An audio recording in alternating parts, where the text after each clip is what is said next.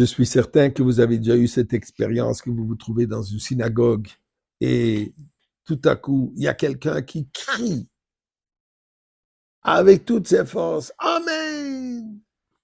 Pour que ce soit pour un kaddish, que ce soit pour une amida, durant l'amida, la répétition donc, ou une autre bracha qu'il entend. Et d'ailleurs, à n'importe quel moment, on entend une bracha, Motzi lechem min haaretz, il y a quelqu'un qui dit Amen!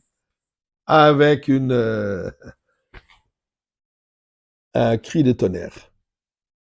C'est quoi ça? Je vais partager avec vous un concept fascinant. Mais avant cela, remercier Akadosh Baruch Hu. Mizboy le soy de Ri la de l'école orative de ça de nous besim khoboy le fana bena na doka de nous limu ça de la nachna me tsa marisoy. Boy shor besoy de khatzvay sa bisi le de le baf shmoy.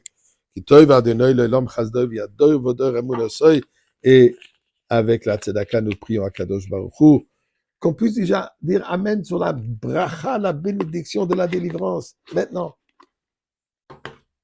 eh bien, nos sages nous disent Kol haone amen b'chol kocho, celui qui prononce la amen avec toutes ses forces, les portes du Gan Eden, du paradis, ils sont ouvertes. Il y a d'autres choses aussi.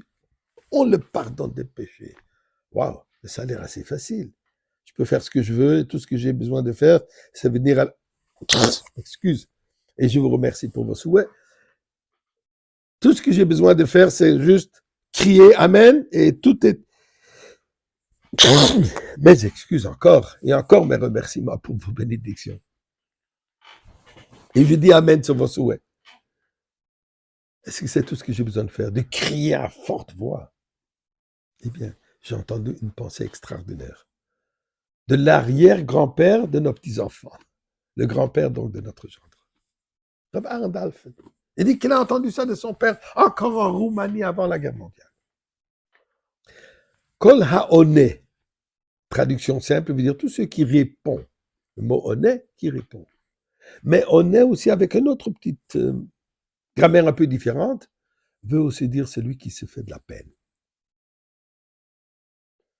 Celui qui souffre un tout petit peu. Il dit Amen, 3 lettres. Aleph, Mem, Nun. Dit Aleph représente Ochel, la nourriture. On reviendra. Mem, Mammon, l'argent. Nun, Nashim, les femmes. Et il explique de la manière suivante. Chaque personne qui se peine, qui souffre par rapport à la nourriture, qu'est-ce que ça veut dire qu'il souffre? Qu'il ne se laisse pas aller, qu'il ne mange pas avec ses yeux, comme on dit. Je ne parle pas de quelqu'un qui mange du non cachère, même une personne qui mange cachère. Mais il dévore tout. Un zolel peut sauver. Quelqu'un qui n'arrive pas à se contrôler dans la nourriture. À chaque fois qu'il voit quelque chose, j'ai besoin de manger. C'est bon, c'est délicieux, hop, je mange.